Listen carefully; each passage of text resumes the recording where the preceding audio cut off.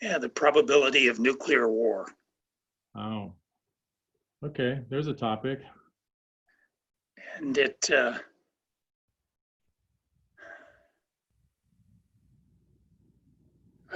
I came to it, I guess, our daughter was going to a very nice high school in Palo Alto. And one day she came home and said that the teacher had asked them all, maybe in an English class. It was really a good high school. The teacher had asked them, what did they think there would be a nuclear war in their lifetimes? And Brianna said over half the girls raised their hands and said yes. And I told her it was a misunderstanding on their part. There was a probability, but it couldn't possibly be that high. Because I've been doing probabilities of earthquakes with almost non-existent data. So I could, in my head, do. And I realized that the ideas I had used for estimating earthquake probabilities could be applied to nuclear war. So I gave a talk on it at a physics meeting. And then, having promised myself I would go back and finish it, of course, it was 1989 and the Loma Prieta earthquake happened. And I got overwhelmed. So did you have did you predict that earthquake or something close to it? Actually, some people in the world suggested I did.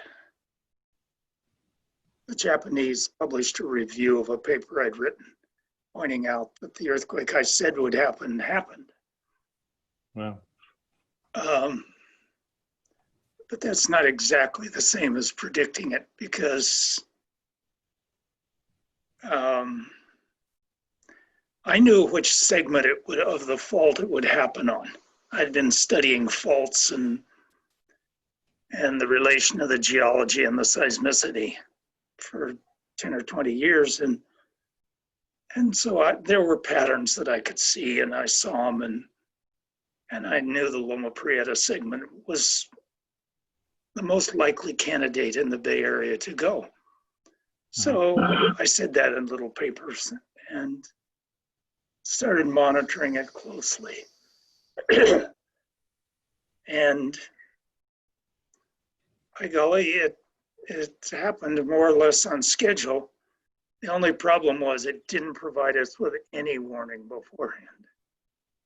Well, did we have a 6-point earthquake sometime in January that year? Yeah, there were 2 magnitude 5s in the preceding year and a half. Right. Which had not happened since 1906. So we all knew something was afoot. But I was more into predicting earthquakes at that point than most other people. So I assigned a pretty high probability to it. So when it happened, it didn't seem like a coincidence. Not to me and to a lot of other people. So yeah, I had been dealing with sort of really inadequate data and trying to turn it into numbers that weren't a joke. So when I did that to nuclear war, I came to an interesting answer. It turned out, as near as I could tell, that the probability of a cataclysmic nuclear war was about 1 in 1,000 per year. That's pretty high. It's pretty high. But then I discovered,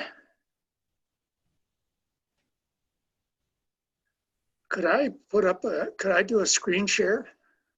Sure. And then by happenstance, nope, you've disabled screen sharing. Oh. I don't know if I can change that at the moment. Let's see. I suspect you can. Yeah, let's see. Yes, okay. Now you can.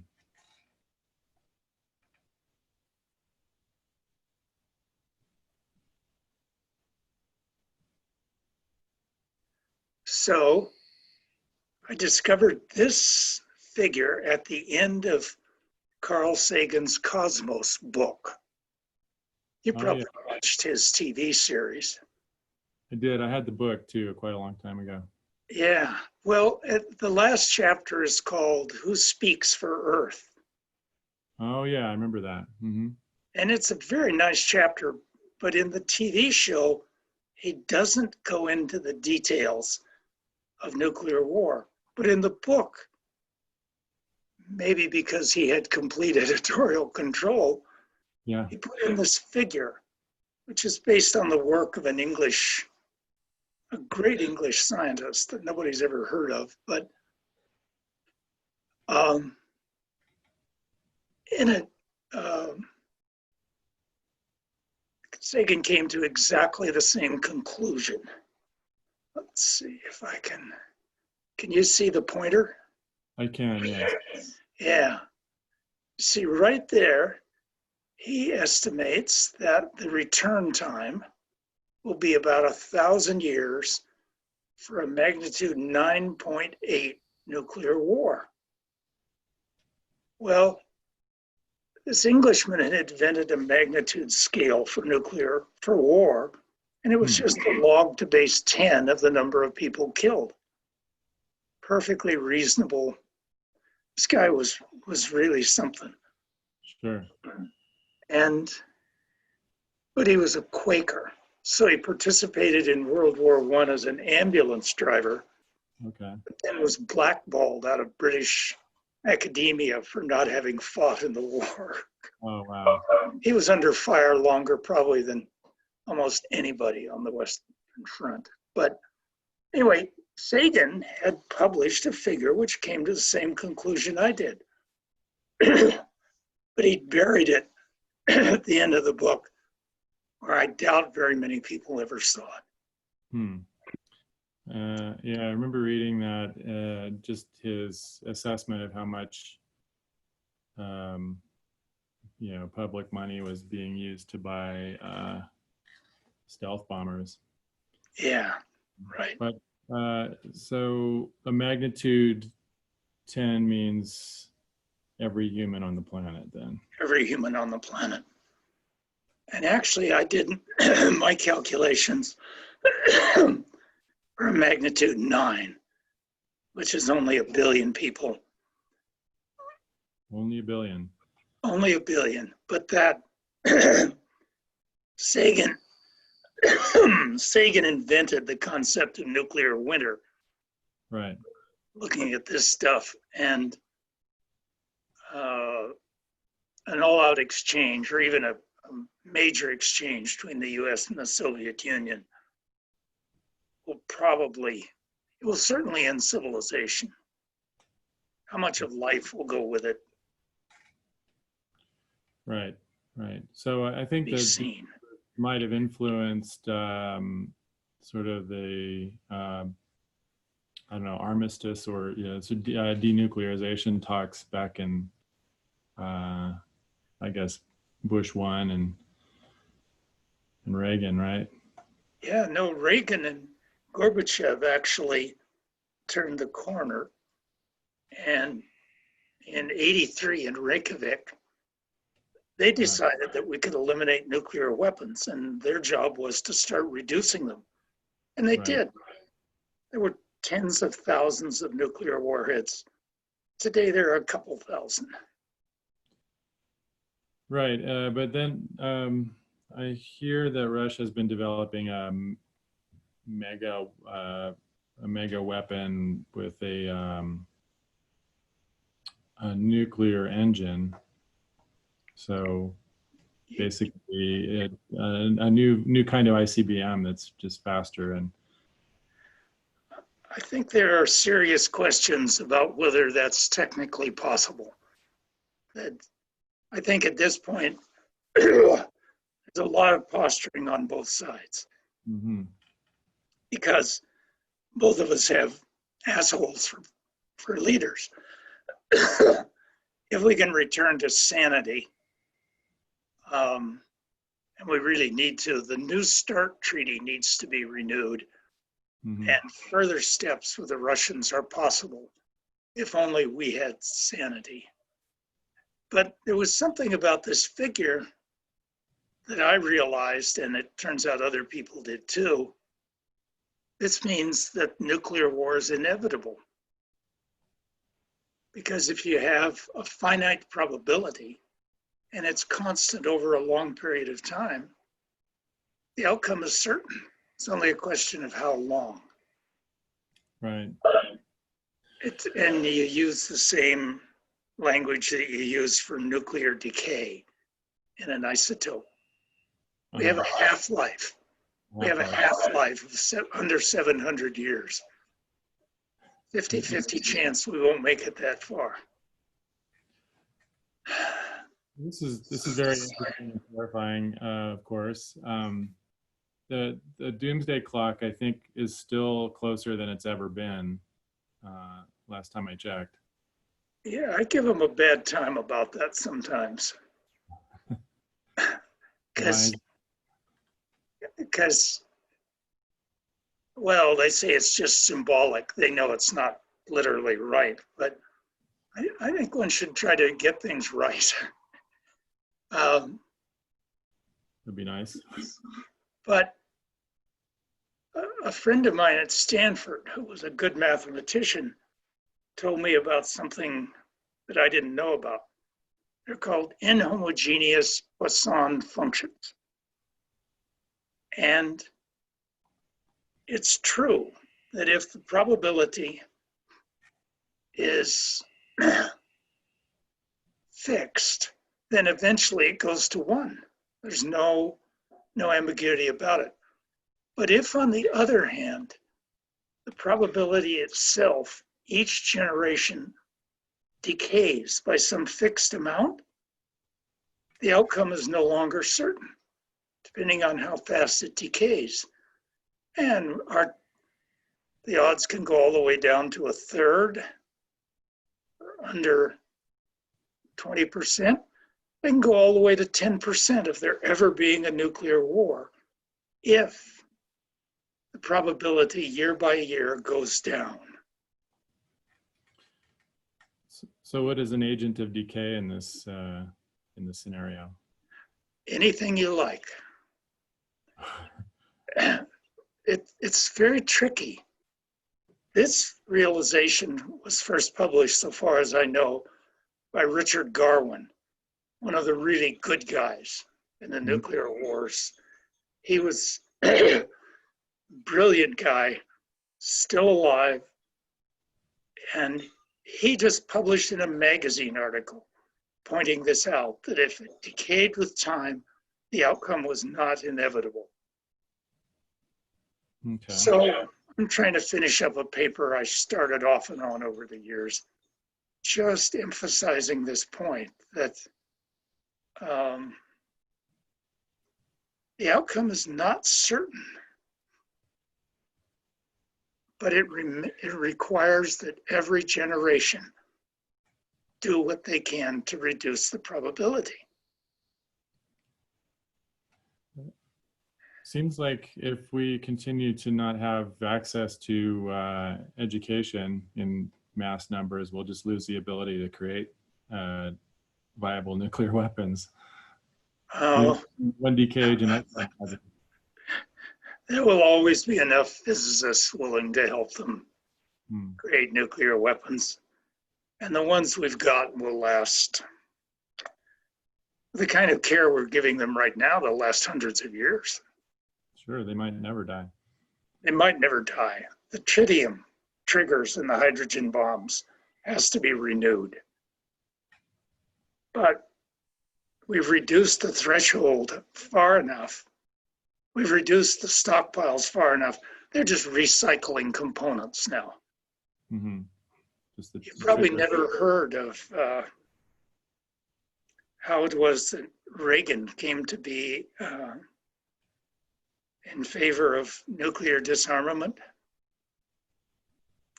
he used to watch movies at the White House. And after Sagan's realization, Reagan watched a movie that was on television called, I think, The Day After.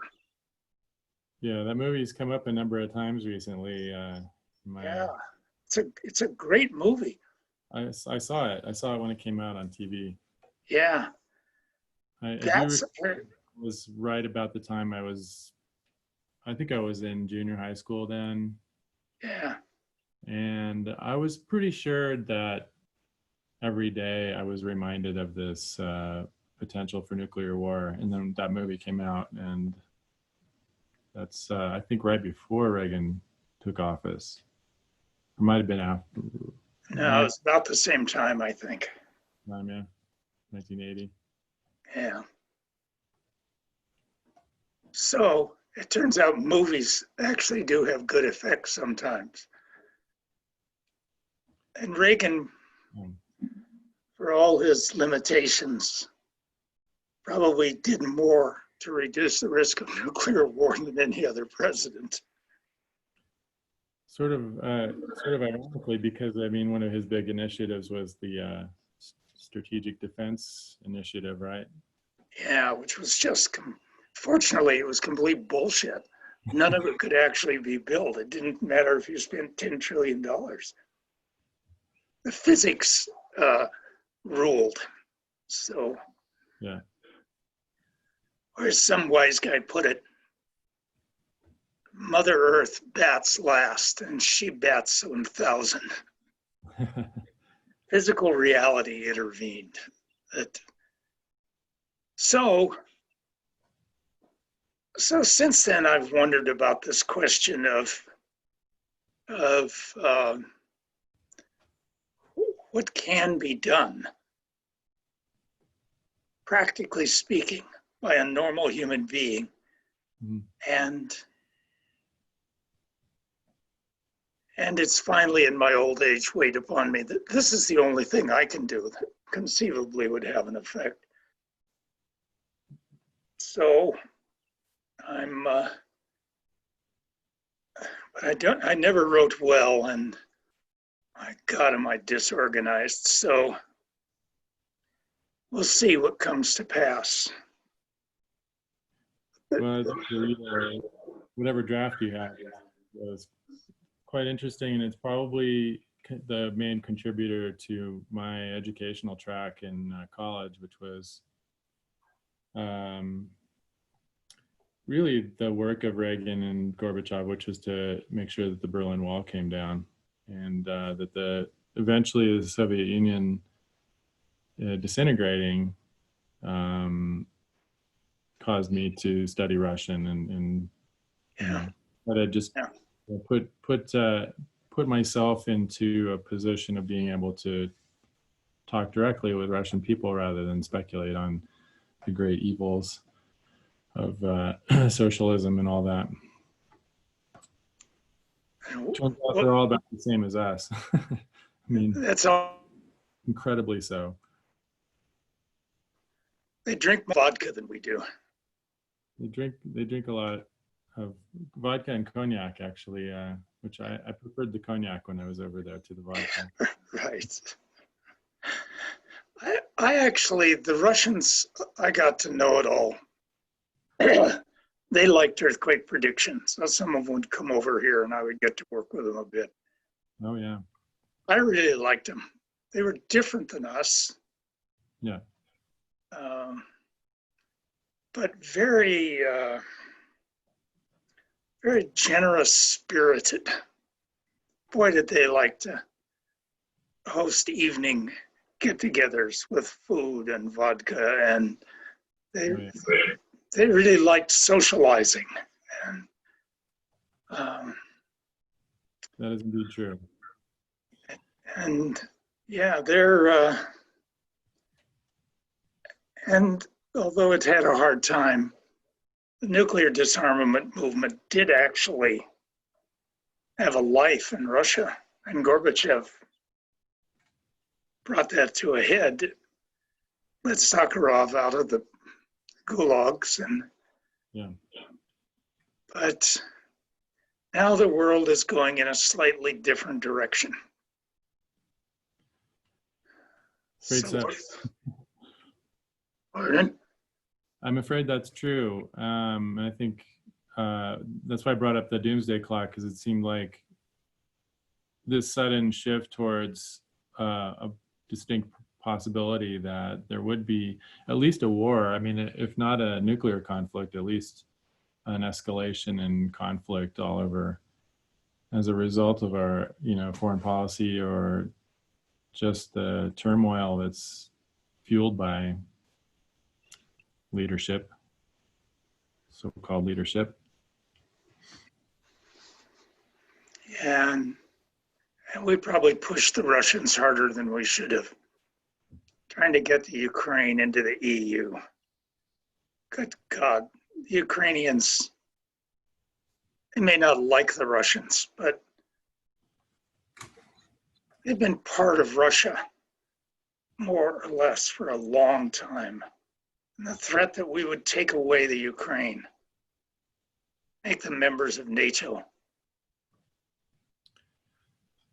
Well, that's really kind of what the whole buffer zone in between Russia and Western Europe was about, wasn't it? It was kind of DMZ sort of, and if you bring NATO into, if you bring Ukraine into NATO, that's effectively removing that buffer, right? Exactly. And actually, Gorbachev in recent times has come out and said that. That was a big mistake, pushing them too far. And yeah, I mean, Gorbachev recently, I think I watched an interview with him about a year ago, and he was pretty convinced that we were getting ready for a big, a World War sized conflict. And that scared the bejesus out of me, because he's probably one of the smartest politicians I've ever listened to speaking. I agree.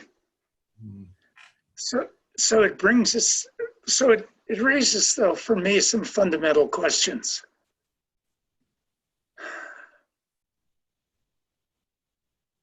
First, am I capable of doing anything, or at least trying to do something? And that sort of brings me to the question of consciousness and free will. Do I possess sufficient free will that I can actually do anything? Which brings me back to my real favorite subject of consciousness. Yeah. And I've, you recognize this figure? It looks familiar, but I couldn't tell you what it is. It's the famous butterfly figure from chaos theory. Oh, yeah. A guy at MIT actually discovered this possibility with regard to the weather. And the bottom line is that the weather is not a deterministic system that just does the same thing over and over again. And that's what these trajectories indicate, that it sort of repeats, but with variations. But then it has another possibility, which is to blip over to a completely different mode, where it still repeats with no exact repetitions, but these are clearly different modes it is in. They're polarity. Yeah, they're actually in different dimensions. That's what this figure tries to show. I see. That it moves from into different dimensions. Well, I happen to live in the midst of a process that has those characteristics. If this one represents real sleep, being asleep at night, And this one represents getting up in the morning. Maybe my inner world is a strange attractor. So the thing flip. Pardon? They can flip between these two states. Right. And we all experience that every morning when we wake up. So could you elaborate on what the strange attractor is? Yeah. I don't know exactly, and I'm not sure anybody is very clear, but a strange attractor is a process caught in an attractor basin. And the best analogy is a wooden bowl with a marble going around inside. Right. It's trapped. It sort of repeats, never completely repeats, but it's trapped in a basin. And it has fractal characteristics. Yes. Well, this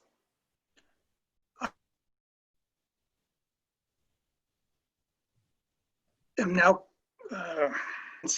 that all of life is a strange attractor, starting with the biosphere. Doesn't repeat exactly, has fractal distributions, and is not a machine that simply grinds away doing the same thing over and over again. It's highly diverse and it evolves. It's true of the biosphere. It's near as I can tell, it's true of all life. Mm-hmm.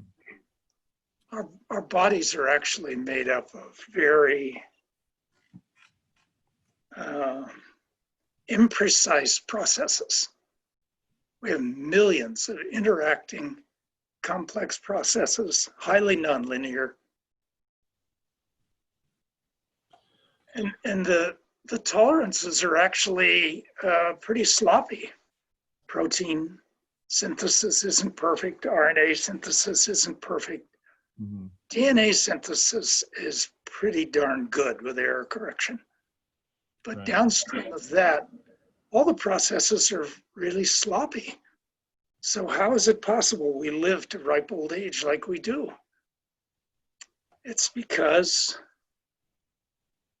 we're in an attractor basin where nonlinear processes have a stability, even though they don't have a machine-like repetition.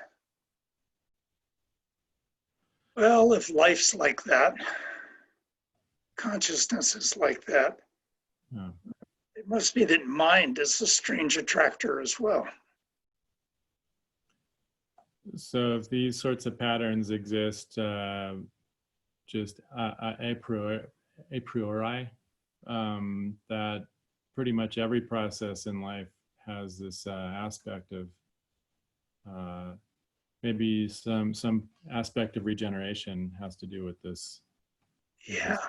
Right. Lots of error correction. Mm-hmm.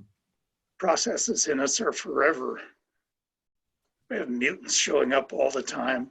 Our immune system is a highly nonlinear process, but it's really good at sweeping up the garbage. Mm-hmm. Not quite good enough right now, because this is a new one, but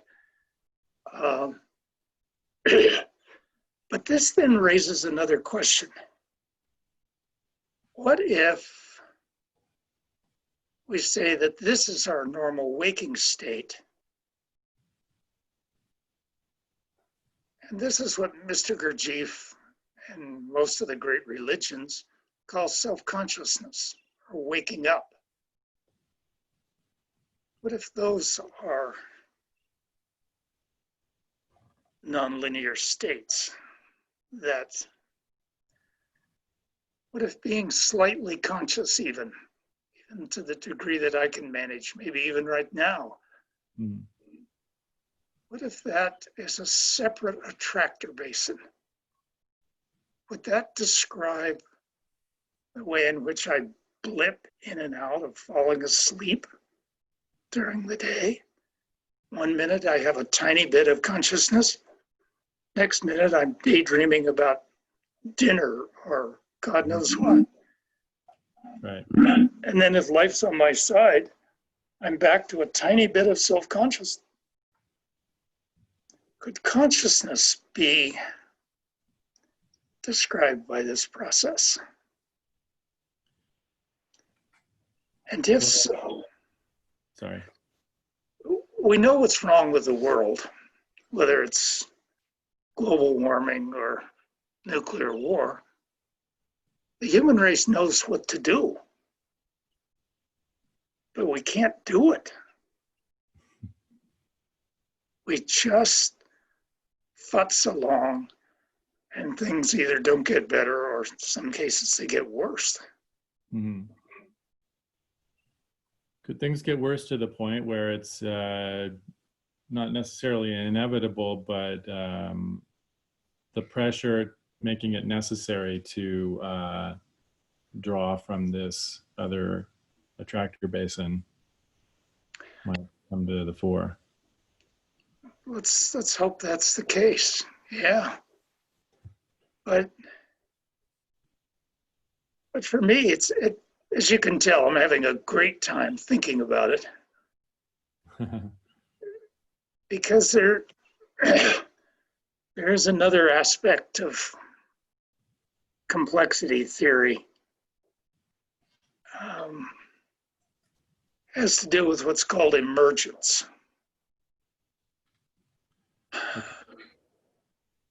Is the mind determined by the laws of physics? Or is the mind a new creation which evolves on its own and might bring with it even the possibility of free will? And the idea is incredibly simple.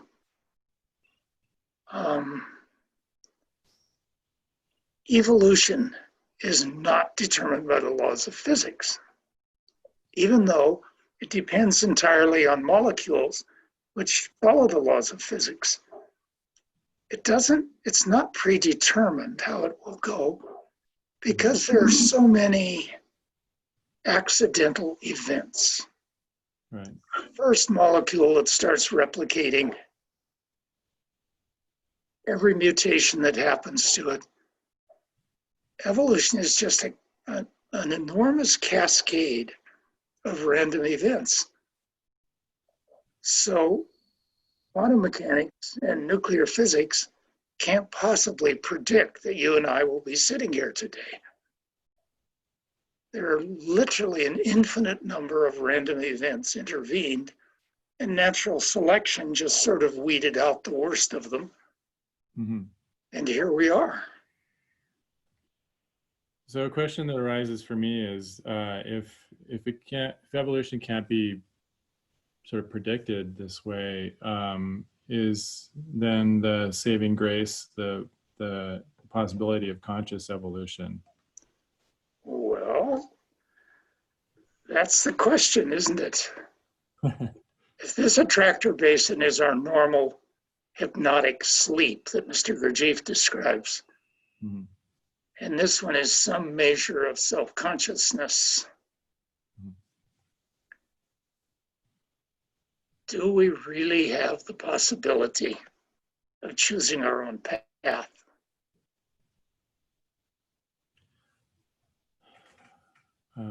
I would posit that faced with the prospect of global annihilation, that the choice is pretty obvious to me. That's a necessary step to take. I agree. But why aren't we taking it? This is what a power law distribution looks like. This is the distribution, just a simple cartoon of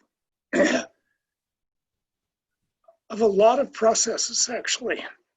Earthquakes follow this distribution. A lot of little ones, very few great big ones. Mm-hmm. Asteroid impacts follow this distribution. Nuclear wars follow this distribution. Lots of little ones, a few big ones. What if consciousness in the human race follows this distribution? Lots of people who really don't give a shit. Mm-hmm. Some fraction that do.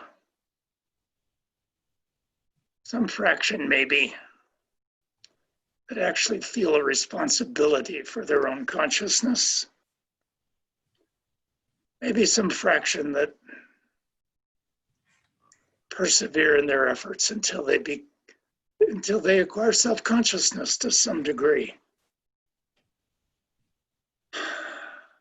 You can see where this is leading. Maybe the evolution of consciousness is the only hope, whether it's nuclear war or climate change or dealing rationally with pandemics. Maybe the fraction of even slightly conscious people with a fragment of free will is required. Yeah, I'm just hoping the steering committee is at the top of that curve there. No, they're not. They're not. But in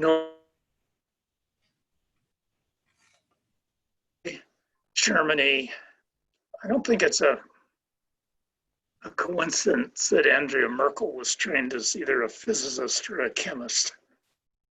She's a bright lady and she knows bullshit when she hears it. And not only that, she can look at the models and she can understand them. Yeah. She knows the implications for herself. I'm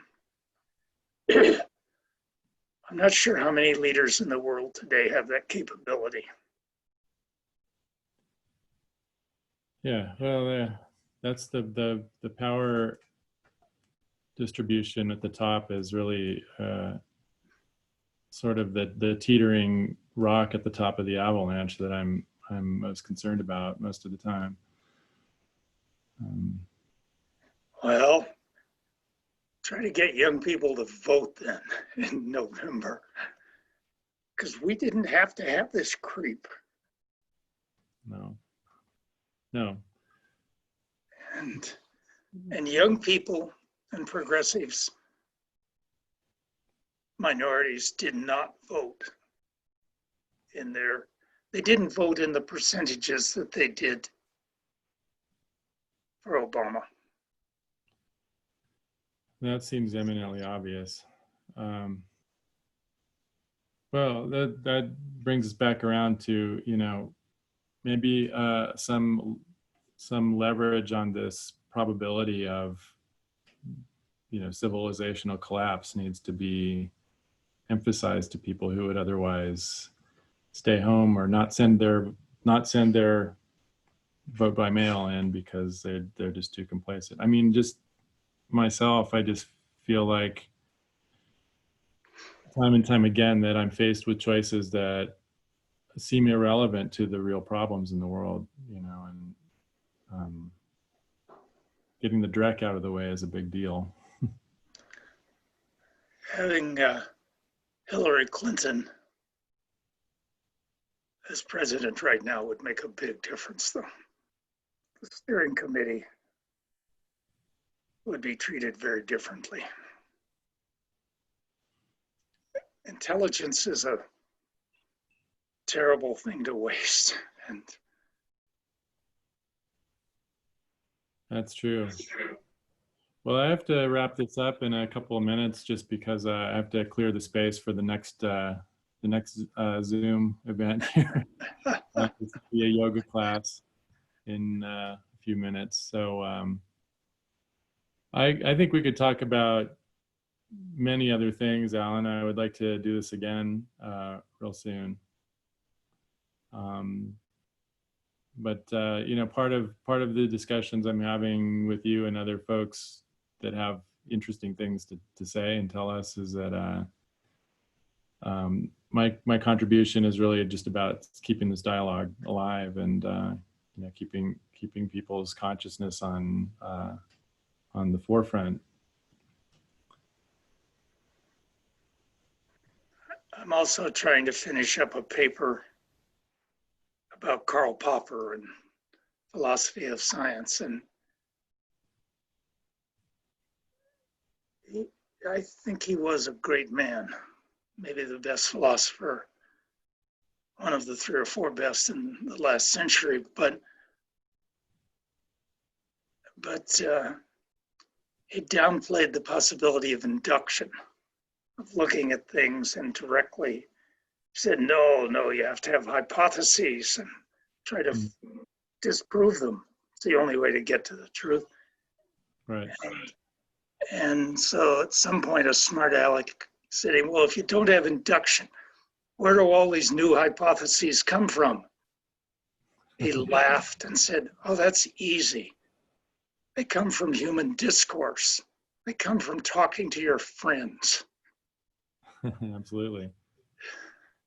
That's the clearest statement of creative process I know of. Absolutely. And ideas just don't appear on their own. They get sort of batted around and churned around and probably in that same chaos theory model. And yeah, this is a model of human discourse too. Absolutely. And you don't know where it's going to go.